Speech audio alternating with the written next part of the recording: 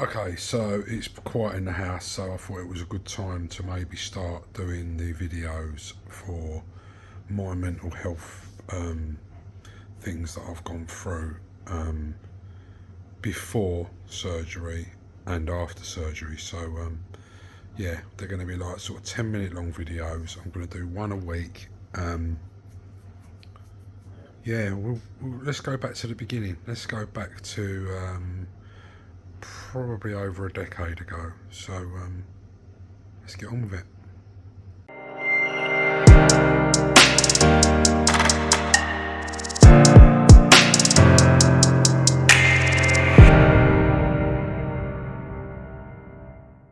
So we'll go back to my childhood, really, where I was always conscious of the fact that I was the bigger lad. It was tough. It was tough. I think probably a lot of us did the same thing and become like a bit of a comedian. You know, it was a sort of, it was a distraction. It was a way of hiding how you was actually feeling. So yeah, that was from a very early age. That was from a very, very early age. Probably sort of started recognising it around school. When I started school, really. So perhaps more junior school, as it was called back then, oldish year, whatever they do now. So junior school, yeah, and you know, things like doing PE and struggling a bit, finding it slightly difficult to do, you know, things that the other kids were doing. So yeah, developed a bit of the thing about weight, even as far back as then. But yeah, sort of moving on, skipping away from the sort of childhood bit of it into sort of teens and stuff like that. Pretty much the same. Stayed away from girls. You know, never really had the confidence around girls and things like that. It was difficult. It was very difficult. But such an outgoing person. I was so, you know, I wasn't a recluse or anything. Not then, anyway. That comes later on. But yeah, I mean, I was very outgoing, very, you know, jovial, and as I say, joker in the pack sort of thing. But it was all a defence mechanism. You won't admit that back then, but you know, as time moves on and you get older, you get wiser, you understand, you know, what you was doing more back then. And it was impacting on me. Because you're young, you've not got the stresses and strains of life. You're a child, sort of, you know, you're still young, you're still sort of at your school years and things like that. Which I wasn't. I was out of school by the age of 13, literally 14. I was a massive truant and things like that, and a real troublemaker in secondary school, or big school as it was called then. Yeah, and I drove myself out of school, really, to the point of no teachers wanted me in their class, and I hated school. I hated school. Never ever wanted to do games and that, like sort of PE and stuff again, because of the shower thing and being struggling with it, and then having to get your body out. And so I mean, it was there. It was already there, conscious of it. You know, but shielding it with the humour and the stupidity and the Jack the Lad thing. Yeah, I mean, not that I'm not a bit of a Jack the Lad anyway, but even enhanced it a lot more for the defence part of it. So yeah, it was real. It was already going on at the age of 13, probably younger. I'd already recognised it, as I say. So yeah, then it was moving into, you know, bringing it more forward, trying dieting and stuff like that, and just having a lot of head problems with dieting. We all know how difficult dieting is. It's all pretty difficult, isn't it? I mean, I know there's so many of you that can relate. You know, I've spoke to certain people about it, I'm not naming people, but they know who they are. People that know who I've spoken to this stuff about. Yeah, so very, very testing times being a young lad, especially growing up where I did as well, where it was quite full on, and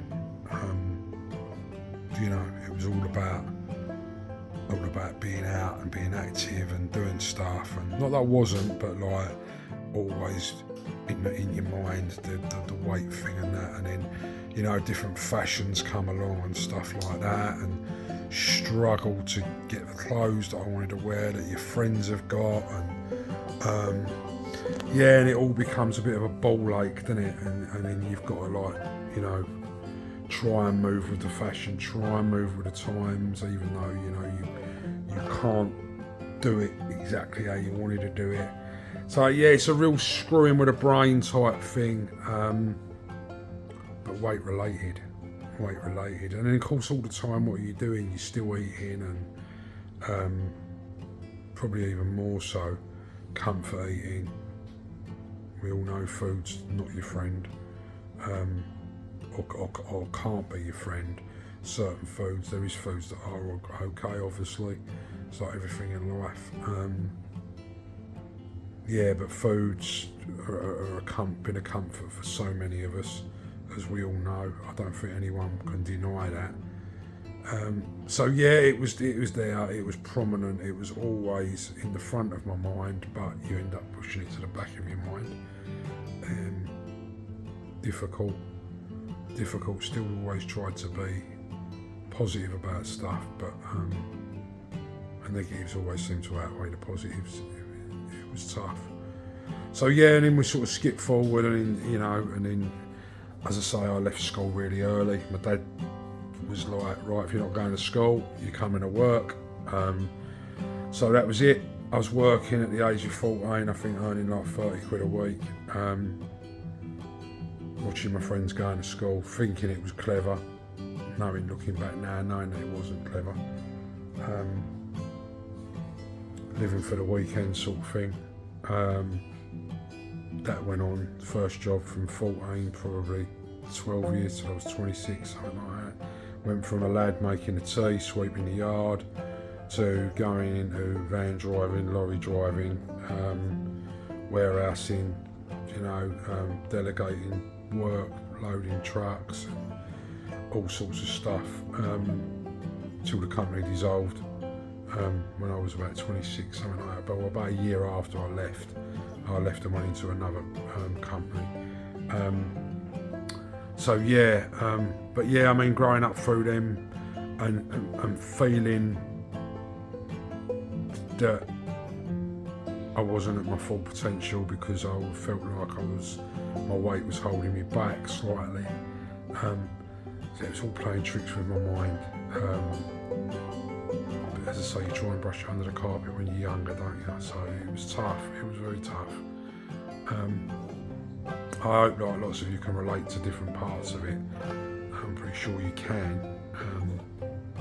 It screwed my head. It really screwed my head. And then I went into the rave scene, the rave culture and stuff like that again. Drug taking, and I was a real chem head. And always wary that I was doing chems, and that I was bigger, and that again, I'm not condoning drug taking or anything like that, but late 80s, early 90s for me, 86, 87 onwards, until about 94 when I was absolutely burnt out anyway, where I was literally on it for all that time. I was probably on it for 8 years, raving and chemming it up, acid, LSD, pretty much anything went really. Sniffing gas, doing whatever went really. Never went as far as brown and all that. I mean, that's just a depressant anyway. But I mean, it was good years. It was good, but all still again out partying, everyone's dancing, and you sort of just find yourself propping the wall up. Because I mean, there was no drinking when we used to go out. It was just literally drugs, and you could get a bottle of water and a slice of watermelon, and illegal parties and stuff, and Yeah, and I'd already gone through all the sort of graffiti scene and stuff like that as well. So yeah, even then, even though I was out partying and that, I was still conscious all the time, like people are dancing, and I couldn't get into that part of it, which was all a massive part of it. I used to just do the old sort of dad dance, the little sort of wobble at the side of the wall, and not really get involved and stuff like that. So again, it was still there, it was prominent, it was playing tricks with my mind, but still suffering and not addressing it and doing anything about it. So yeah, it wasn't easy, even back in the early days. So I think we'll just wrap that one up. That's the first little, we're on a stepping stone to getting a bit further forward. So I'll be back again next week and we will carry it on. Leave any comments or anything that you want to leave. If you want to private message me, as always, you can feel free to do so. But yeah, we'll get into sort of a little more darker bits of it and that as it progresses. But as I say, I think a lot of you can relate to it even from an early age. So we've got the ball rolling with it. I'll record another episode at some point and get it posted up for next weekend. And yeah, all take care, and I'll speak to you all soon.